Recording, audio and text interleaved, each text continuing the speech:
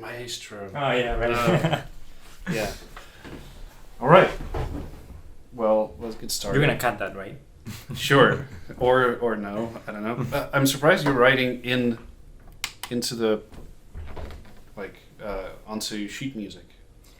Yeah. Sometimes so if it depends on what it is.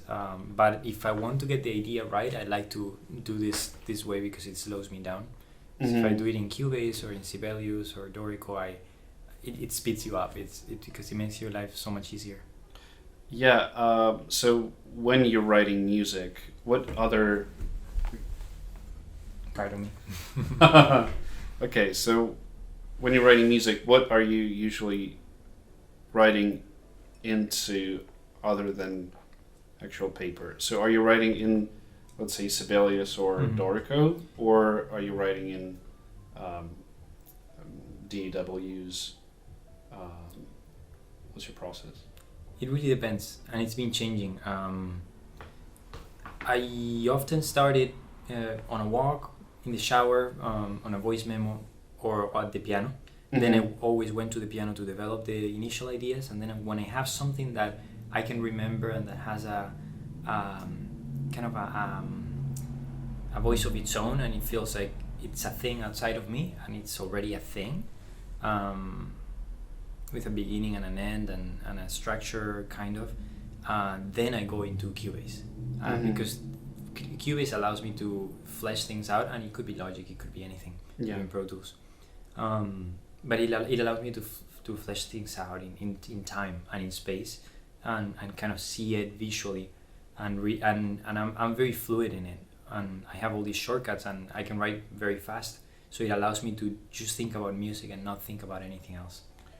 Right, and then if you're writing, let's say, concert music, then you'll just exporting you're exporting the MIDI and notating it in, let's say, both for film and for concert music. It always ends up in the score, and that's where I finish it.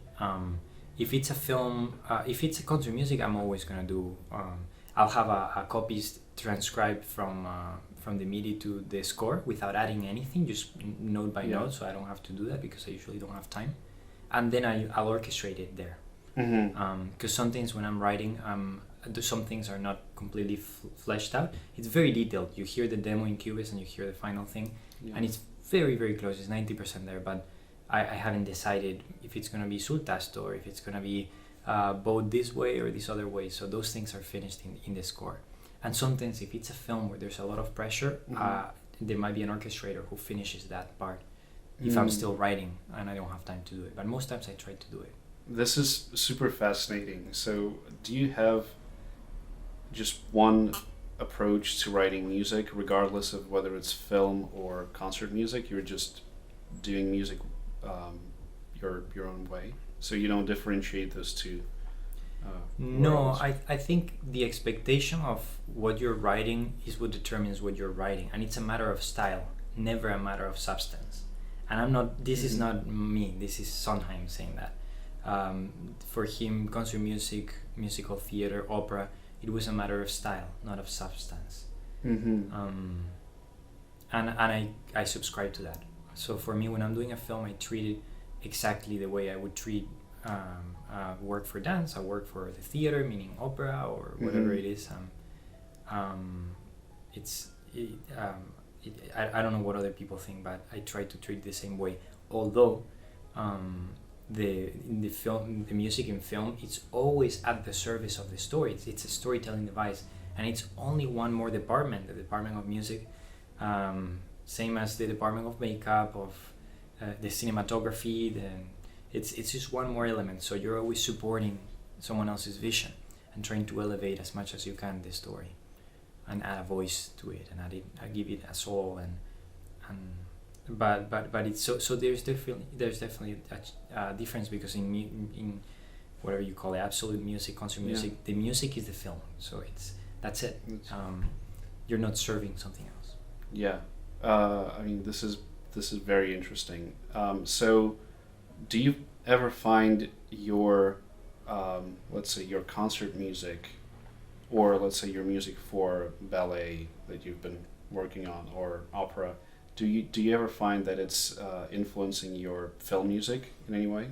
Absolutely. Yeah. And I really like it when it does, because I feel like if you're only interested in film music and you're writing film music, it becomes a little, you know how the old kings in Europe, they were like sleeping with each other's family members and cousins, and then like so apparently in Alabama, yeah, but go on. Oh my god. And the bloodline would suffer because there was no diversity. Yes. I think as artists, diversity is everything, and the more perspectives we incorporate into our work, the richer it is, and in everything in life, but especially in art, because at least that's what I know a little more of. But so I think if I'm doing concert music or I'm producing an album and then I go into a film, I bring along some of that stuff, and it allows me to create something with maybe a bit more thought behind it than if I just went from film to film. Mm-hmm.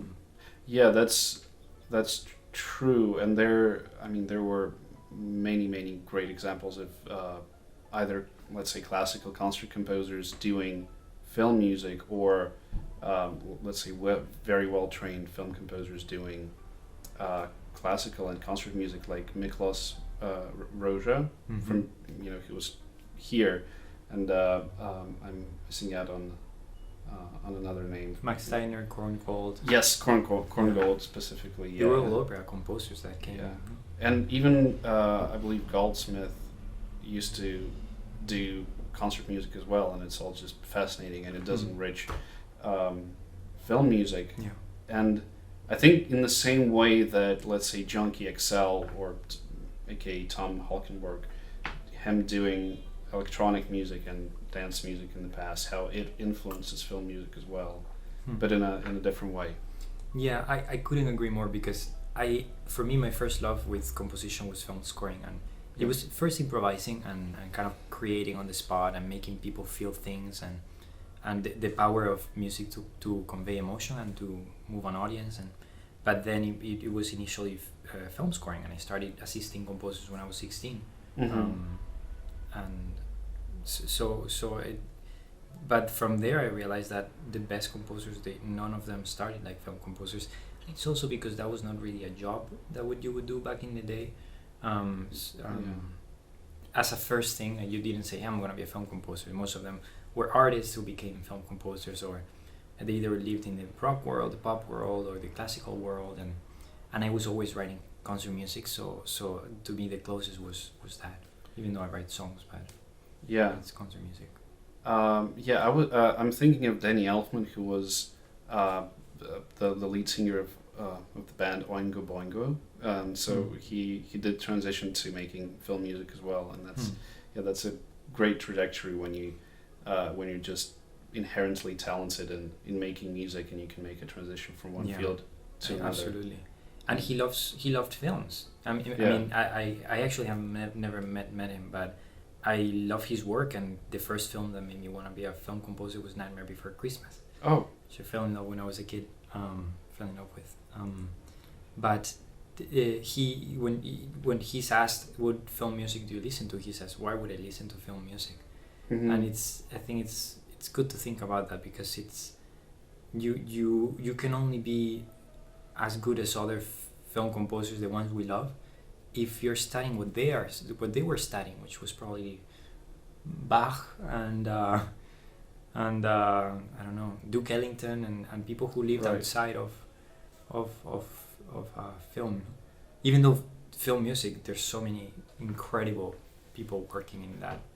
Yeah, and the kind of the influences have fluctuated and changed over the years. Like if you speak of let's say John Williams, you can trace a lot of his influences back to classical composers of late 19th and early 20th century. But now it could be like with some of the soundtracks being purely electronic. And I recently rewatched The Neon Demon, and it has just such an EDM kind of a techno soundtrack, and it's it suits the film perfectly. So yeah, you mentioned assisting other composers.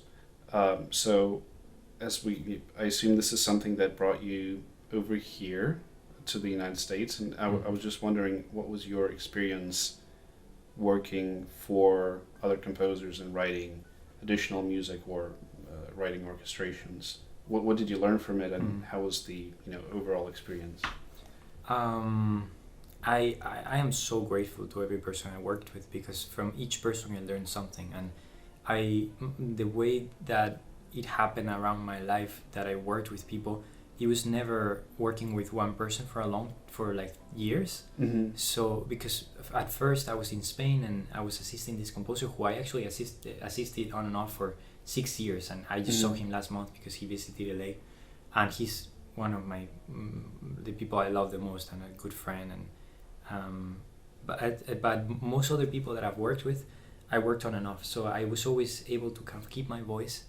And when I first was an intern in LA, I was working every day for 4 months just because I wanted to, because I was just so in love with the work. And then I was able to do orchestrations for other projects, and in each project I was able to learn something and to realize how little I knew about something else. So that was a big thing. For example, in No Time to Die, I was helping my friend Oscar with orchestrations, and I remember that at that point I thought I knew how the process worked. I had been orchestrating since 16 years old. That's when I did my first orchestration, like a professional project at 17 or something, which the project went to the Spanish Oscars, the Goya Awards, and I didn't know anything about anything. Like, I don't even know why I was doing it. So after that, everything I learned was kind of showing me how you are supposed to do it. So everything I learned for me was survival, because I had already been doing it professionally, and I had been messing up because there were so many things I didn't know how to make a violin part so that the page turns work. Like, from things like that to the bowings, the dynamics, so many things I just didn't know anything about, because I had obviously studied a lot of orchestration and scores, but never enough. So every project I was able to learn something new from people who became great friends, and people I really look up to. Like recently, Michael Giacchino, I was able to help him on some projects, and he was the one that opened the door for me with Argentina 1985, which kind of changed my life. Let's talk about Argentina 1985. Very dramatic. Very dramatic Definitely film. a drama. It's also very kind of down to earth and realistic, and very visceral. So what your process was like when you were approaching writing music for a pretty long and complex film like that.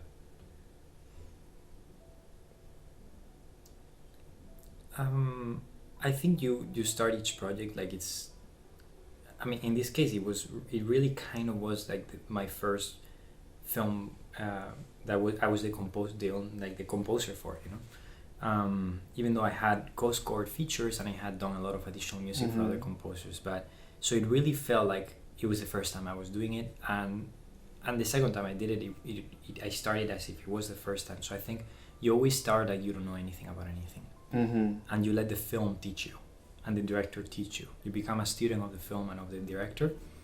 And I got a really good piece of advice from Michael Giacchino, that was that I should write a suite first, and then send that to a director without saying anything about it, just letting them kind of digest it and tell me what they thought of each section, what each section could be used for, and because I had the themes in my head, what each thing was for. But he told me to not say that, and that was very useful because I watched the film once, and then I closed the curtains for a week, and I just locked myself in the studio and wrote all the themes. I'm sure. And then once I had the themes, I went to Cubase and I orchestrated everything, and then I sent it. So that was maybe 4 or 5 days after watching the film that I sent a suite. It was 10 minutes, and when that got approved, a couple of tweaks in instrumentation, that's it, and then it got approved, and then we had the sound of the film, which is a piece of music that makes you feel what the film makes you feel. At least that's in my book what it is, and I learned that from Michael, so it's his credit, and then I just had conversations back and forth with Santiago, who was the greatest person to work with, and eventually we had everything approved. We orchestrated everything, and we recorded and mixed and sent it. Yeah. So what kind of questions were you asking to the director? Were you asking any questions up front, like, oh, what is your vision of the soundtrack, or what is your vision of the film? I watched his other films, and I studied the way that he uses music. I didn't want to bother him with questions. I just kind of did my best and then waited for him to tell me what he thought. Yeah. Sometimes he would ask me for less music in a moment, like maybe we don't need music here, or maybe we need music here instead. I had suggestions, so sometimes without saying anything I said, I know we didn't plan to have music here, but I wanted to know what you think, so here's with music and without music. Yeah. And if I saw him cry, for example, I would know that the scene really worked and it should have music. And and sometimes he would say, no, I think this is best without music. And so I when we met on Zoom, actually, I didn't meet him in person until we finished the movie. I met him in Venice, in the festival, in the premiere.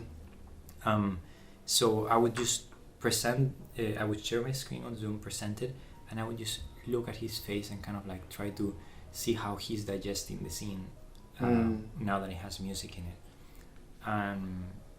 And through seeing his reaction, it really informed me, and what he said, of course, he's, as any great director, he just knows how to guide a team. Yeah, that's another great part about really skillful directors, is that they know how to communicate effectively and lead a team. That's great.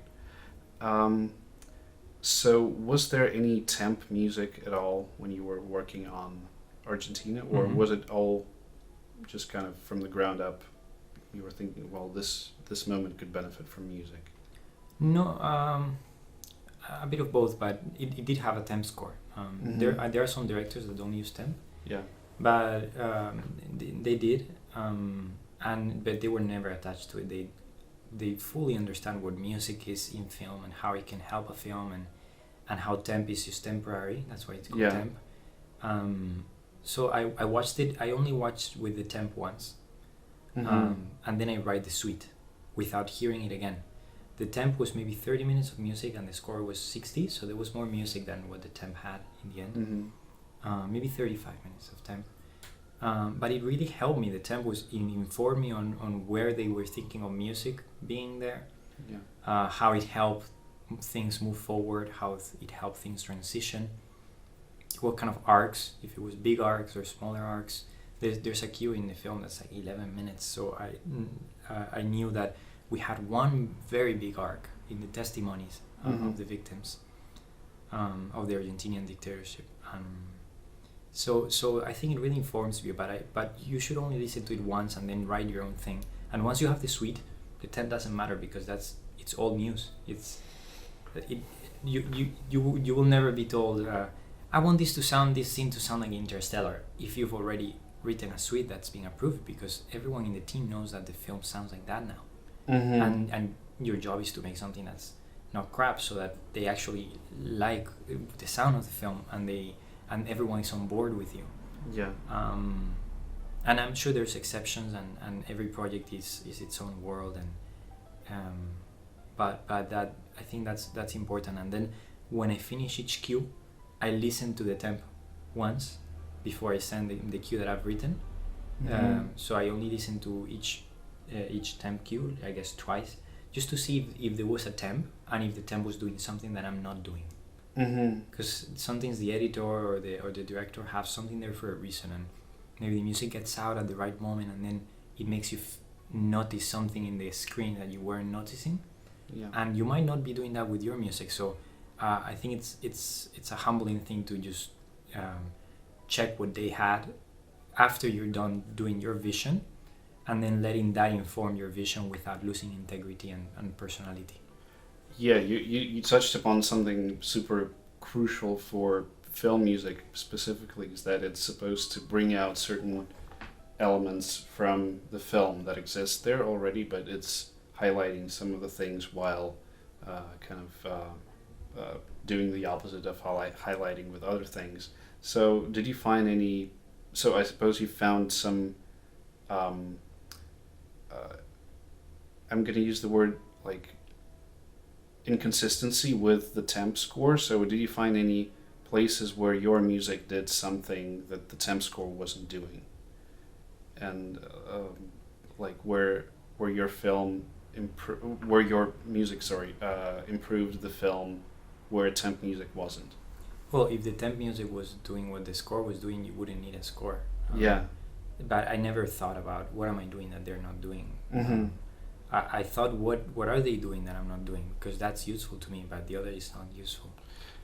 Yeah, I suppose, and it's so very subtle, and it's, I suppose this is something that I personally struggle with as well, just how subtle film music can be in highlighting some of the things. Yeah, I really admire how John Williams does it, because the music it's so not complicated, it's so complex, it's so full, and it changes all the time. It modulates, and it goes from place to place so quickly and so in such a sophisticated way that it follows the scene like a glove. It's so well that you forget it's there. So you can be subtle without making music that's just drony, because that's kind of the easy way out. And I really look up to how he does it. Yeah. So did anything? What have you struggled with when you've done it with temp and subtlety? Oh, so when I was when I had my first couple of experiences making music for short films, I didn't think about the effect that my music had on the feeling and emotion of the film. So I did everything pretty much intuitively, which I always do, but I think I benefited hugely from Peter Golub's class, and how he very carefully dissected what in the great scenes and great movies, how music works and what it does, and by describing it with words, for example. So I didn't really think of music as bringing out some aspects of the film, like a certain trait of the character, or some undertones. I just felt that it's just enhancing the overall feel of the film, but I didn't really think about those things cerebrally, kind of. Yeah. And it just opened up a new dimension of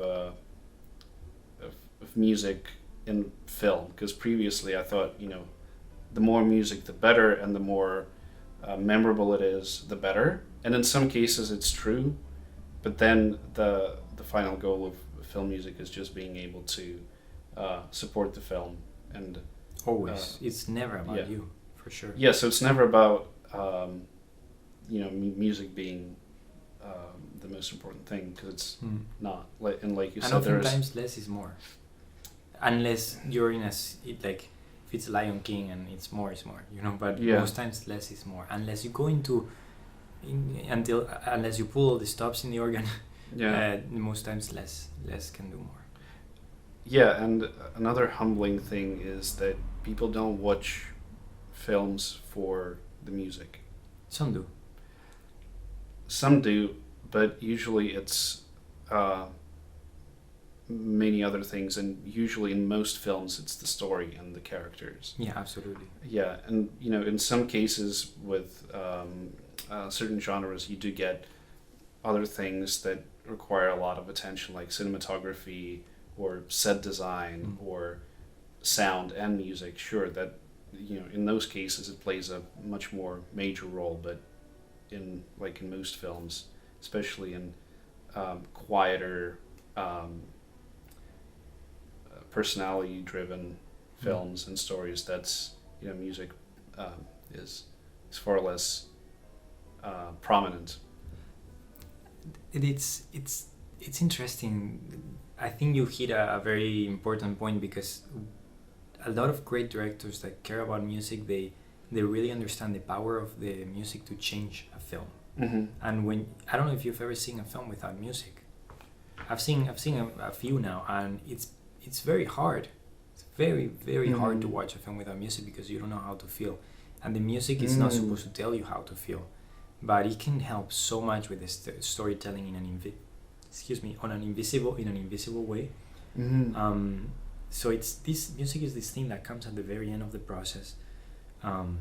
Unless it's a big movie or the director or the producers have really planned things out, oftentimes they've gone over budget in other things, and so music sometimes comes at the end, right? But at the same time, when it comes, it's expected to solve any things that need to be solved musically that couldn't be solved with anything else. Yeah. And then when the score is in, people always, in my experience, they always comment on how the film has changed, if the score has been done the proper way and from the storytelling point of view. So it's this invisible, that's what I love about it, that it's this invisible thing that nobody thinks about, but that can really help.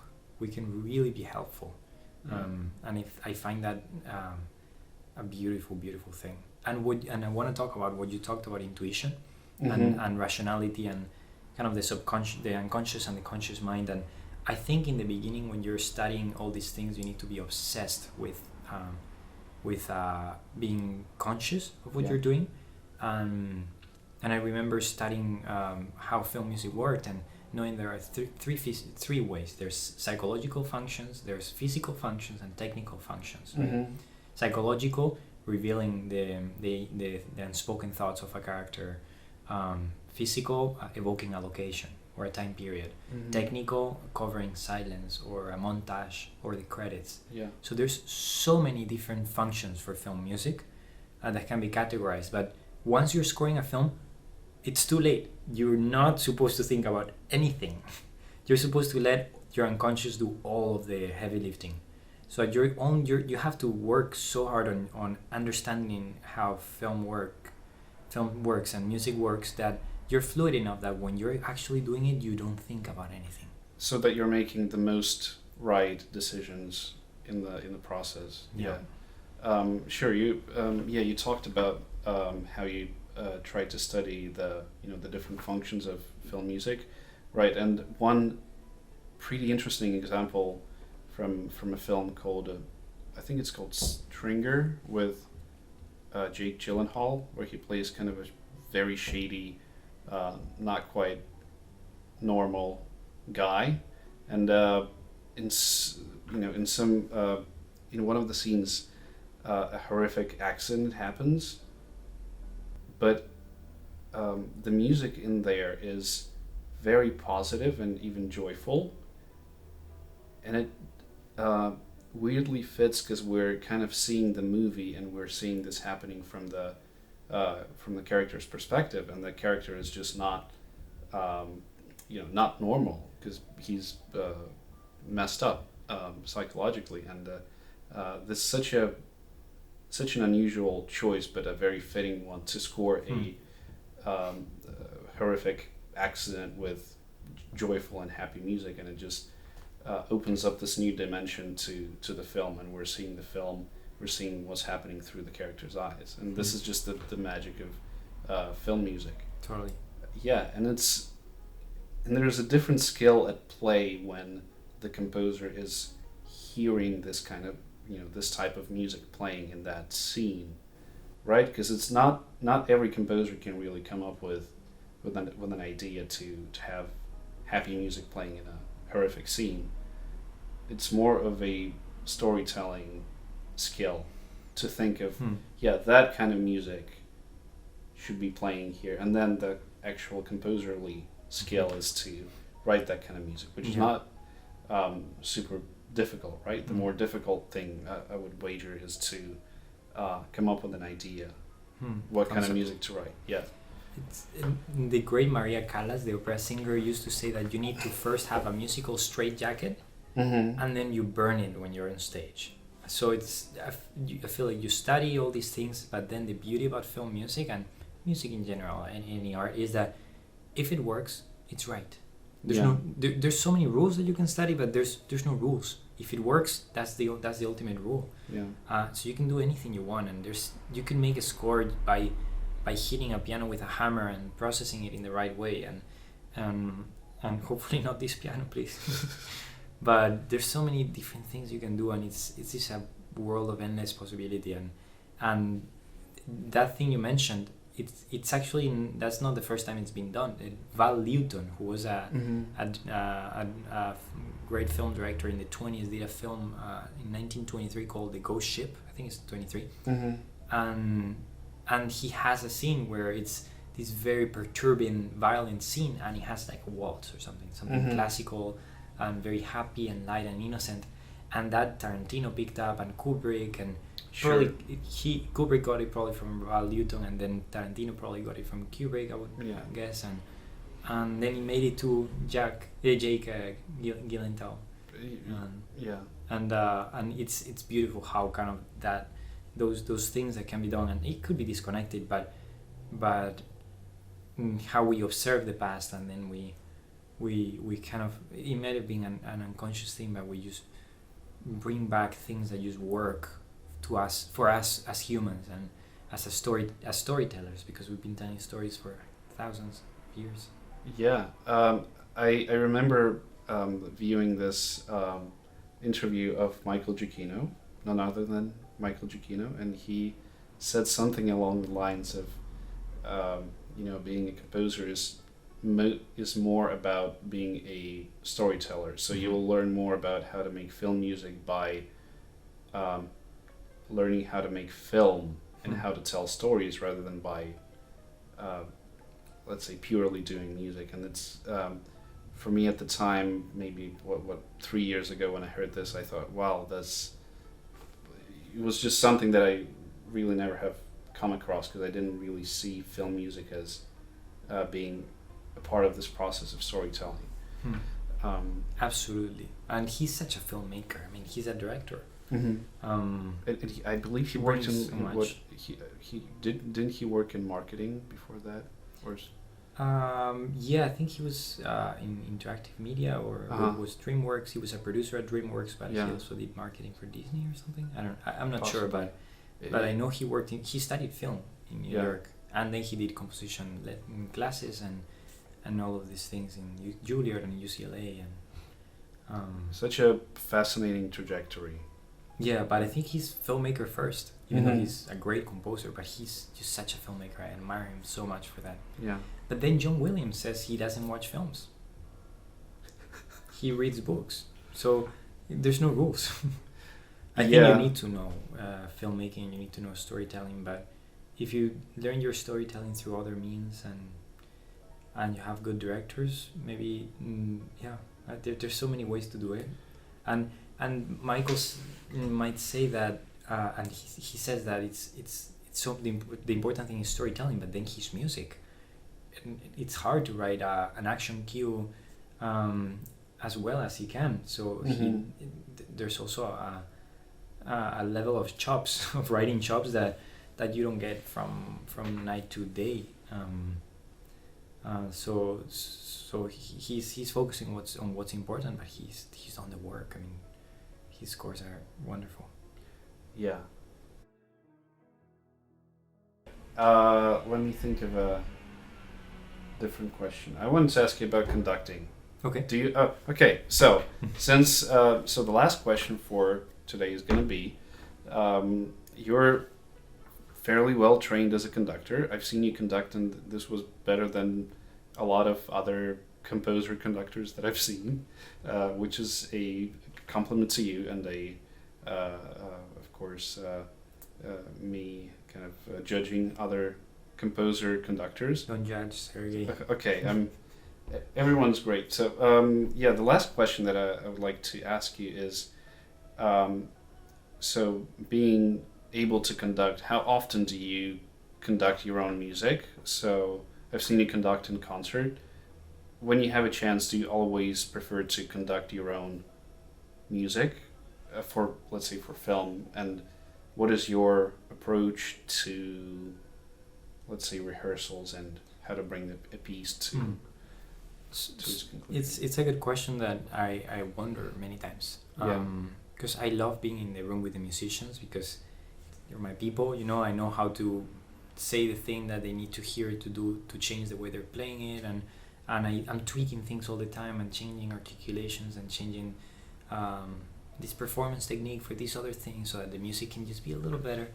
But at the same time, there are people who do that every single day. Conductors that do that every day. I don't conduct every day, obviously. I compose every day. And also, when you're in the booth, you can be with your filmmaker friends, and you can hear their thoughts about how the music is going, and if you need to change anything, you can. And when you're in the booth, you hear the finished product. You hear it through the speakers, which is what will go in the theater, right? Or it's closer. So I sometimes wonder if when I'm with the musicians, I'm doing it for the film or for me, and it's definitely not something I should do for me. I should do it for the film. I like to have fun, but I work for the film, and that's who I'm serving, what I'm serving, personification for a film. So I like to be in both sides, but there's so many wonderful conductors that you can trust on to bring your vision and advocate for the music. Sure. From our teacher that we both have studied with, from Richard Danielpour, I've heard that in particular Leonard Bernstein was not great at conducting his own music. So at least Professor Danielpour has this view of his music that other conductors brought it to life in a much better way, in a much more convincing way than Leonard Bernstein. But then at the same time, Bernstein brought the music of Mahler and of other composers to such incredible heights.